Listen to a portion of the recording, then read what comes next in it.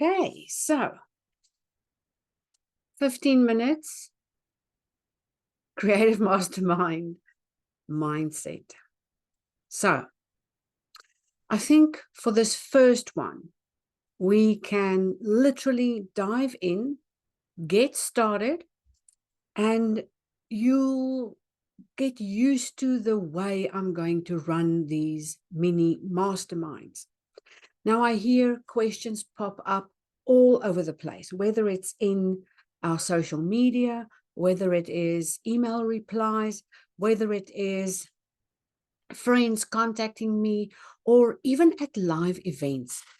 There are so many of us who are struggling to either wrap our minds around a concept or how to really move into a creative career. Now, just recently, my daughter asked me, what does it mean to have a creative lifestyle? And I answered that question on Instagram with a video. And I'm not going to go into the video right now, but so often creatives, and that's me included, have these beautiful practices where we get to paint or draw or design or just envelop every one of our gift, skills, and abilities into this thing we love so much. But so often we also forget that there is a business side to this. And yes, you can draw and paint until kingdom come, but you also need to learn to take your creative career a little bit more seriously. And I'm not saying go into business mode or go into career mode all the time.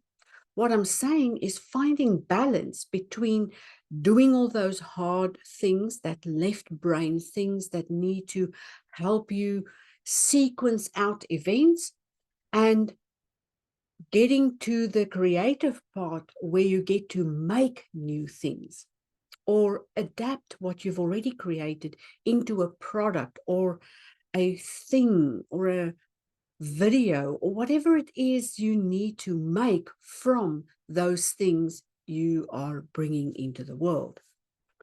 Now,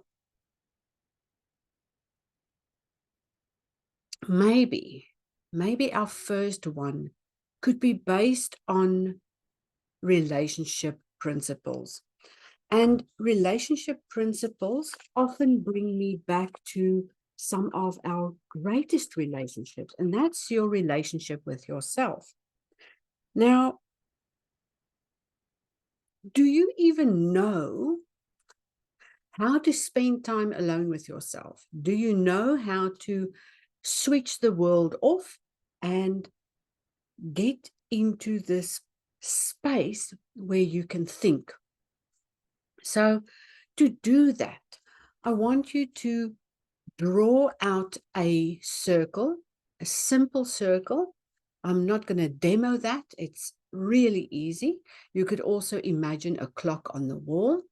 And on that clock, of course, 24 hours. And in the 24-hour time span,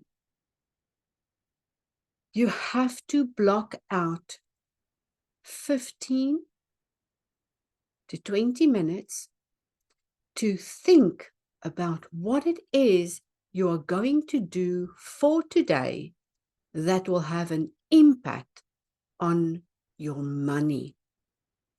Because if you are only going to work on the things that fill the gaps and that fill up your day and that help to keep you busy, and you haven't gone through a strategy that could possibly bring in some money today, you are most likely going to spend 90% of your awake time doing things that will keep you busy, but that will not necessarily lead to you making $1 single or 1 single cent today. So What will you do in this 15 to 20-minute time slot?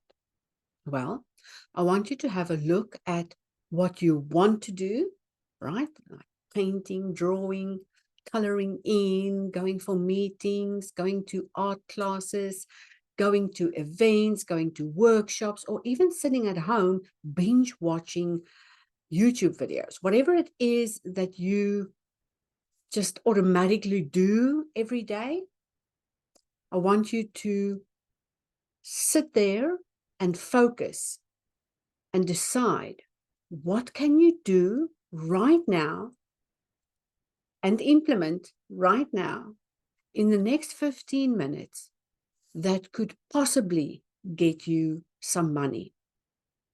So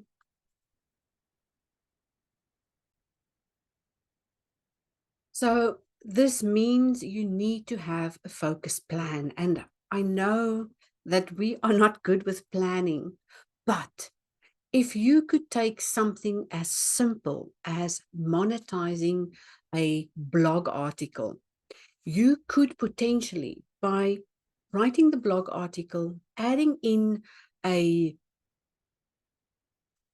affiliate link or adding in some kind of sponsored link, or even creating an ebook that you can sell in your blog article, you could potentially generate any amount to your audience. So if you have an online course or a workshop or a lesson or a video or anything floating out in the void, bring that into a blog article, a social media post, a platform you have something on that you haven't used in a while, like, for example, LinkedIn or Instagram or Facebook. Bring that thing in and refresh everybody's memory about that. Remember, if you posted that thing or made it available months ago and months have passed, you have possibly gained a new audience, a new following, a new group of people who have not seen that. And I can tell you now from experience, the most successful posts I've ever done was repurposed from old work, because people do not go back into the archives to scratch out all those hidden gems. You have to bring them up to the surface and reignite somebody's interest in that. Now, I'm not only talking about your online presence and your social media and things you've posted a year ago or a month ago or whenever.